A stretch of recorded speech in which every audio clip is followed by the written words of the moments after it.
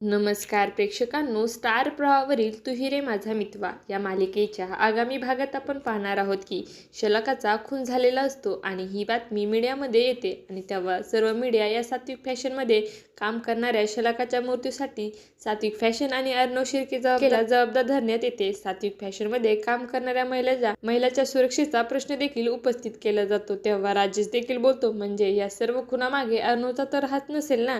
तेव्हा मामा हे त्याच्यावर रागवतात. त्यानंतर आपण पाहतो अर्णवला शिर्केचा फोन येतो आणि तो सांगतो, अर्णव सर लवकर या, आपल्या ऑफिसच्या बाहेर सर्व मीडिया जमा झाले आहेत. आणि अर्णव विचारतो, नक्की झालं तरी काय आहे.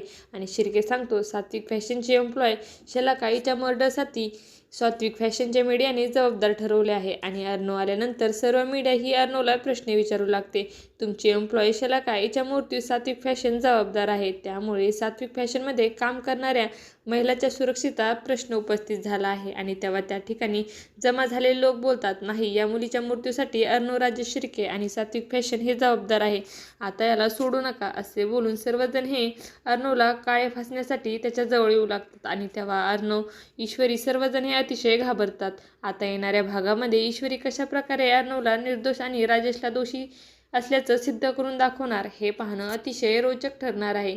तुम्हाला जर आपला व्हिडिओ आवडला असेल तर चॅनलला लाईक, शेअर आणि सबस्क्राईब करायला विसरू नका. धन्यवाद.